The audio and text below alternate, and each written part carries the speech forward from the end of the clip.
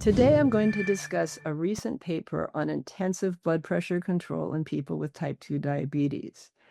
This was a big study. It included over 12,000 participants who were greater than age 50 and had type 2 diabetes and an increased risk for cardiovascular disease. Either they'd had a prior cardiovascular event, had two or more risk factors, or had a reduced eGFR. It was a study that was done in China, and it was really done to determine potentially once and for all what the target should be in treating patients with type 2 diabetes.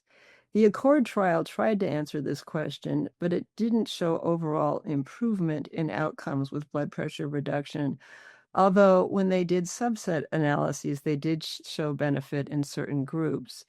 It still didn't have that definitive feel, and I think this study does. So they were looking only at systolic blood pressures, and they wanted to target a systolic blood pressure of less than 120 in the intensively treated group.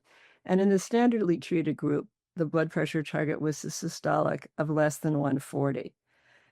The primary endpoint was non-fatal stroke, non-fatal MI, treatment or hospitalization for heart failure, or death from cardiovascular disease causes. In this study, 45% were women. The average age was 63.8 years. Body mass index was 26.7, and 25% smoked. The baseline blood pressure was 140/76, and the mean blood pressure over approximately 4 years of follow-up was 121.6 in the intensively treated group versus 133.2 in the standard treatment group. And you basically began to see a difference between the two in terms of that primary endpoint after about a year. So you start to see this split. And at the end of the study, there was a very significant difference in terms of the primary endpoint between the two groups. But I want to point out that in my brain, those blood pressure targets that were reached are actually fairly standard. So the intensively treated group was about 120.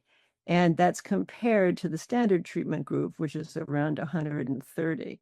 And I must say that in my own practice, given all the changes that we've seen over the years in blood pressure targets, that the results from this study have actually motivated me to lower my systolic target, at least in terms of how I treat patients in clinic, because I think they may get further benefit. But that then begs the question of how do they measure blood pressures in this study? Because I get patients who have, say, what's called white coat hypertension. They come into my office, their blood pressure is higher, and then I have them tested home and it's better. But in this study, they tried to take away some of that interference. So they had patients come into clinic having had no exercise, no coffee, and no cigarettes for at least 30 minutes before their appointment.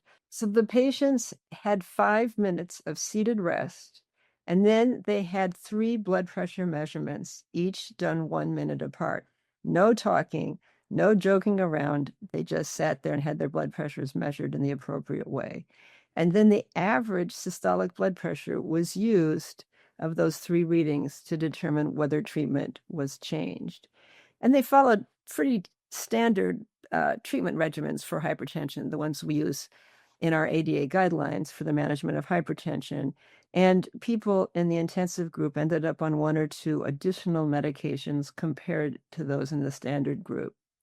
The overall rate of severe adverse events was equivalent in both groups, but there was more symptomatic hypotension and hyperkalemia in the intensively treated group. So, as I said, this has actually changed how I'm treating my patients because the difference between 120 and 133 isn't that big in my brain. And yet it does seem to be a difference in terms of outcomes, primarily cardiovascular outcomes as this primary endpoint. So I think that if a patient can tolerate a lower blood pressure without symptomatic hypotension, I'm going to be treating them down to a lower target. So I think this was a well-done study that actually will probably inform practice and guidelines in the future because I think it helps inform us of what is potentially the best target for our patients.